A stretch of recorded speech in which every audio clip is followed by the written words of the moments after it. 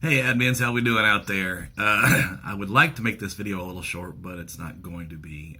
Sorry it wasn't out as early in the week as I normally do. Some things changed. We've had some issues. It is what it is. Real quick, what I want to cover is that registration for Moose International Convention online is now over. Early registration is done. That ended on June 1st. So any lodges that have anybody going has to do on-site registration. That means you'll actually have to register when you go there. It will cost $100 instead of the $50 pre-registration. The early registration fee savings is over. So basically what you'll have to do is go there and when you go to the registration area, you start from scratch. What I do suggest, though, is going to the Moose International site, though, in the convention area. You can still get the form that you would have mailed in for pre-registration. Just use that to fill out stuff to have it ready when you go to the registration. It's just easier that way. You're going to have your member ID already written down. If you're going to any of the events that you want to try to get tickets for, you can have them marked off what you want. Also, when it comes to convention, the baseball game on Friday night, the stadium has went to 100% capacity. They've changed their COVID distancing rules. So there are more tickets available. You can get those through the Moose International website. I would suggest going through that route, and there are cheaper prices than going straight to the Major League Baseball website and trying to get tickets that way. But you don't have to. Also, right now we have officers that need to be put into LCL and cannot because they have not been enrolled as Moose Legionnaires. If you have any of those applications, make sure you're getting them to your Moose Legion president or secretary so they can enter those in as quickly as possible. Bob Neff at Moose International has said that they will probably be allowing mini conferrals to happen, which will mean watching the video online and having two people sign off that they watched that video. So that will work. 7th District in Clifty Falls Moose Legion, you guys will have some different instructions coming to you because of the situation going on down there. So look out for that email also down there. QuickBooks Online, when it comes to a reconciliation, you cannot force a reconciliation. Can't be done.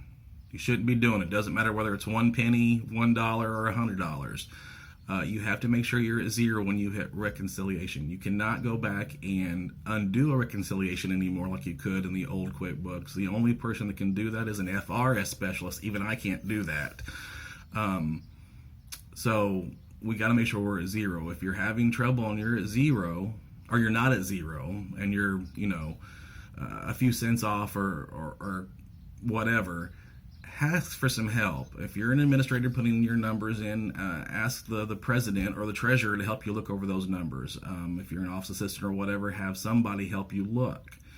Usually what ends up happening is someone's written a check for $79 and some odd cents, and then it gets put in for $97 and some odd cents, and the numbers get turned around backwards, or even with change. I did it as administrator many times where I ended up being 15 cents off and couldn't figure out where it was, and it's because I had written 55 instead of 40 or 55 instead of 45, whatever it might have been.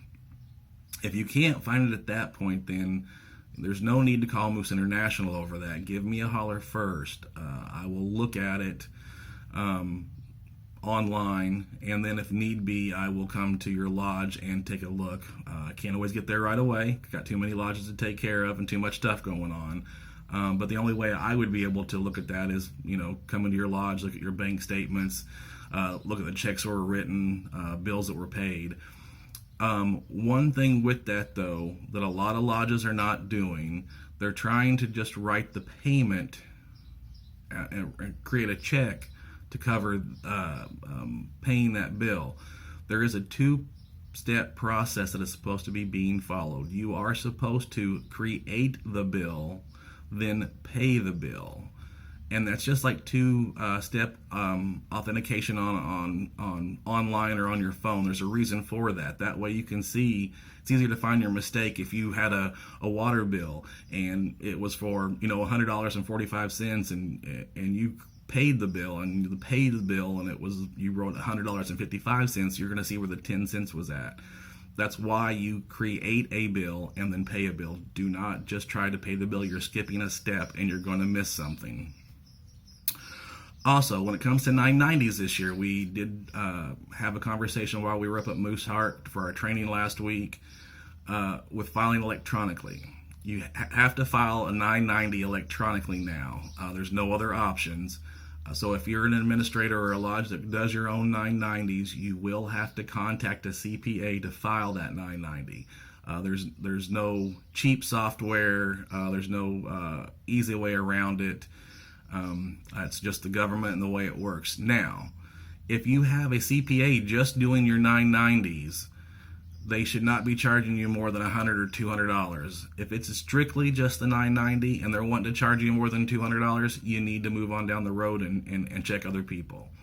I have lots of lodges where they have a CPA, and that CPA is doing their 990s, their 941 reports, their W-2s at the end of the year, helping them file their gaming and liquor license, all those things, and they're charging them about $1,700 a year. So you're looking at $150 to $175 a month. Again, that's what we suggest you do is go out and get a CPA to do that stuff for you guys. Unless you're competent. Some of the bigger lodges, they have their an employee that does all that stuff, and that's perfectly fine. Also, when it comes to 990 EZs, this year, those can be filed or mailed in and just done the old-fashioned way, just mailed them in. But this is the last year for that. Next year, even the 990 EZ form will have to be electronically filed, so just a heads up on that. One last thing, and I'll try to get this done quickly. Moose of the Year. Everybody's gotten communications that Moose of the Year is open now in LCL. The proper way to do that is to have past presidents, formerly past governors, get together to pick that Moose of the Year. If you don't have enough or you can't find somebody to do that, the board can do that. But every lodge must have a Moose of the Year. We've had that one person that's done a little extra this past year helping clean up around the lodge. Maybe they did something during the COVID shutdown. Also, men and women are both eligible now for the Moose of the Year award. The report has to be turned in by July 8th. That is, of course, just after convention. I am asking that all lodges have that done before the end of June, the end of this month, and that being because the lodges that have not reported that, I'm going to start calling you, and I want it done before I go off to convention, because once I leave for convention, I've got too many things going on. I've got something going on every day, meeting with people. They have us working the doors at certain things, so I won't have time to look at that. So, again, try to have it done by June 30th. If not, you'll be getting phone calls from me just like you did with the lodge safety inspection. So please don't make me have to call you and text you, please. That's all I have for today. I appreciate all that you do out there. I think this is still going to be a good year. Make sure everybody's turning in their endowment monthly, please. Appreciate that. You guys take care. Have a good one.